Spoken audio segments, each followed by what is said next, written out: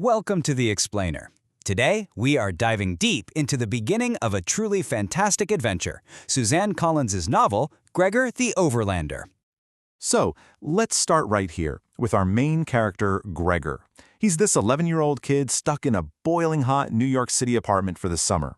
And this quote, it just says it all. You can really feel how trapped he is, right? Like he has no power and nothing he does really matters. This is Gregor's world before everything changes. And trust me, to really get why the adventure is so huge, you gotta understand just how tough his life is at this very moment. He's carrying a lot on his shoulders. Okay, so everything, and I mean everything, changed for Gregor's family when his dad just vanished. 2 years, 7 months, and 13 days ago. He knows the exact time. Before, his dad was a teacher and life was pretty good. Summers were fun, but now Gregor has to be the man of the house, and that's a huge weight for an 11-year-old. So think about this. Instead of going off to summer camp like his sister Lizzie gets to, Gregor is stuck at home. His whole summer is basically taking care of his 2-year-old sister Boots and his grandma who, well, she gets confused sometimes and doesn't always remember who he is. And this is it. This is the moment it all changes. It starts with something so normal, just a trip to the laundry room. Who would have thought, right? This is where Gregor's real adventure truly begins. So they're down in the basement, playing a little game of catch, just to pass the time. But then Boots chases the ball and poof, she's gone. She vanishes through this weird opening behind a dryer. Gregor goes to look for her, and the next thing he knows, he's falling right on after her. As he's falling through this strange, thick mist, he does the only thing he can think of to keep from panicking. He counts. 1 Mississippi, 2 Mississippi. He gets all the way to 70 Mississippi, and he is still falling. So this is definitely not some ordinary hole in the wall. After a fall that feels like it lasts forever, they finally land. And what's crazy is they're safe, but they are in complete, total darkness, far, far below their apartment building in New York City. And this is where things get really wild. Gregor and Boots have stumbled into a hidden world, a place called the Underland. It's filled with giant creatures and a whole civilization of humans who've been living under the city for centuries. Okay, let's talk about who lives down here. You've got these giant cockroaches they call crawlers, and get this, they're actually pretty friendly.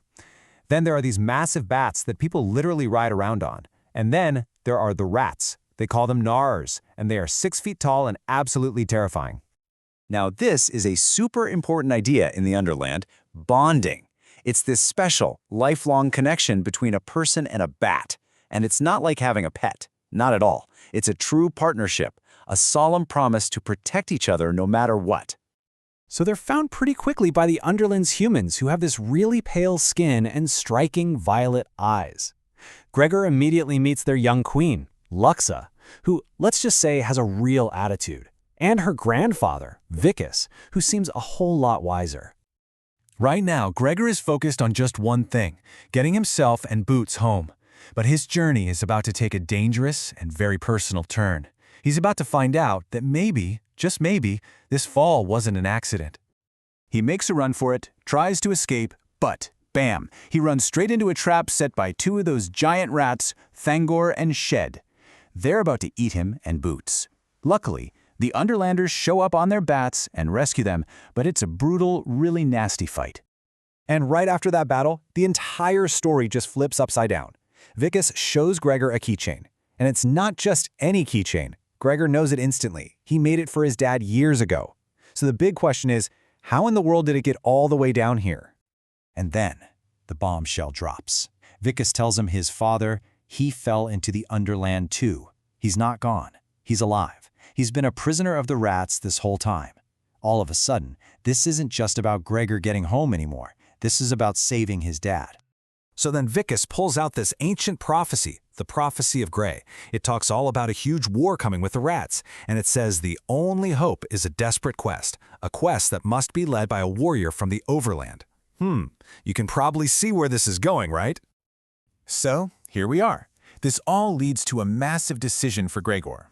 The Underlanders don't just see him as some lost kid. No, they believe he is the Overland warrior from the prophecy, the one who has to lead a quest to save his father and, their entire world.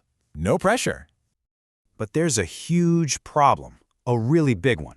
The prophecy says that 4 of the 12 people who go on this quest will die. And because of that, the council says there is no way a 2-year-old little Boots can go. It is just way too dangerous. And then something totally unexpected happens. Queen Luxa, the one with the attitude, who really doesn't seem to like Gregor at all, she actually speaks up for him. She fiercely argues that you just don't separate a brother and sister, no matter what. This is the moment Gregor really shows us who he is. He makes his choice. He looks right at them and says it. If Boots doesn't go, I don't go.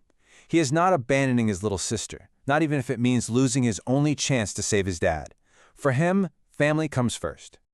And this prophecy is so specific about the teen that has to go. It requires this exact mix. 2 Overlanders, 2 Underlanders, 2 Fliers, 2 Crawlers, 2 Spinners, and even 1 of the enemy Gnawers. The fate of everyone is resting on this fragile and, let's be honest, pretty strange alliance. Just as the argument over Boots hits its peak, everything stops.